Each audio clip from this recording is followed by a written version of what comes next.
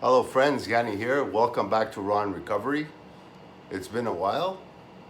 I don't know, I got some new inspiration. It's funny to say. Anyways, we'll rewind back in time. I'll speak about the day I got out of rehab. It's very funny, very entertaining, and everything went wrong. I thought I had planned the day for everything to go my way, and everything everything went wrong. So I remember my goodbye group and the plan that I had to do everything that I was supposed to do, right? In other words, move myself out of the way and just do what was necessary to stay sober. So I remember telling my counselor, it's funny to say that I won't let you down. So my parents came to pick me up. It's funny to say, I went to pick up my car. I got to my car. I got two flats. Everything went wrong. I got two flat tires. I went to repair my flat tires. I went to the grocery store. I went to do my groceries. I came home. I changed my locks for personal reasons because I wanted just keep it peace of mind. Let's just leave it there. And then from there, I changed. I took a shower and all that, the usual stuff. And I went to do a meeting, you know. And then I came back home. It was the hardest night of my life. I didn't feel like drinking or using, but I was never able to be alone, right? I was never able to be with myself. I was never able to, I didn't even know myself. You know, I had to start from zero. And here we are in the real world. You know, here I am. What am I supposed to do?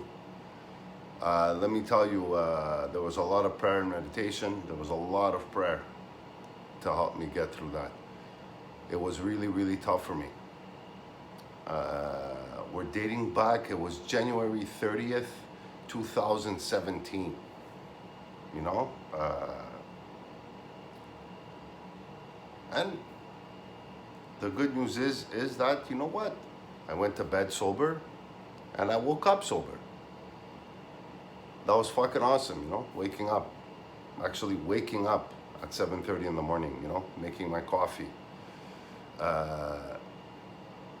Really reading my daily books, sitting with myself, meditating in the morning, trying to follow a certain structure, went to find a gym, registered to a gym, went by my work, told my work I'm out if my job is still available, and it was. And we're Tuesday now, and I was starting on Thursday, you know.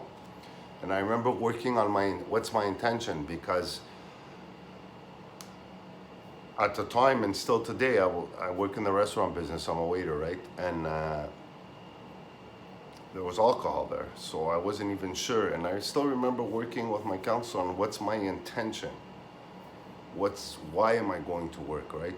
I'm going to work to be able to feed myself, to be able to pay my mortgage, to be able to pay my bills, to dress myself, whatnot, you know. And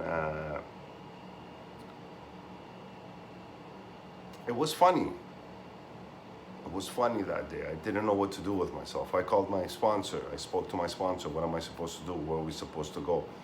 So what I did for the beginning was I did 2 meetings a day on my days off. 2 meetings a day. I spent a lot of time. I'm very grateful for the rehab that I went to, because it was an open door policy. I was able to go back. So I hung out there for a while when I didn't know what to do with myself, right? And things were actually good. Things were nice. Putting things in order. You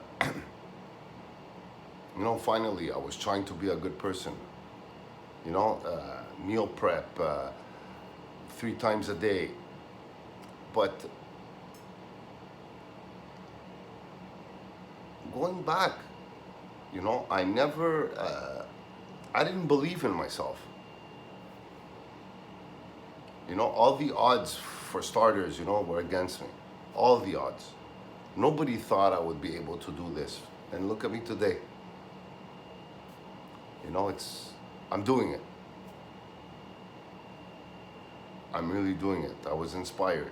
I listened. You know, I shut the fuck up. That was very important. Shut the fuck up and listen. You know, there's nothing I knew, nothing I had to offer anyways. You know, I had to just listen. And I listened. I took you know what? The big book for me. The big book was a big life changer. It changed my life, you know? I'm a proud member of Cocaine Anonymous. I'm a proud member of Alcoholics Anonymous. And you know what? Maybe it's not for everybody, but it was something that was for me. It was something that I needed for myself, the 12 steps of recovery, you know?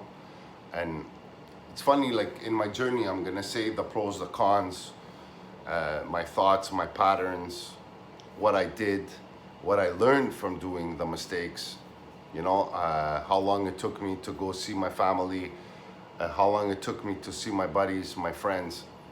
And I lived through a hard one. Me coming out of rehab, a very, very dear friend of mine passed away from an overdose, right? And I remember going back to my counselor, telling my counselor, what am I supposed to do?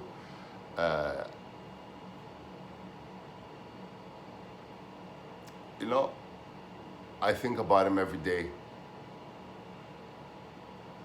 You know, and it's my duty to make him proud.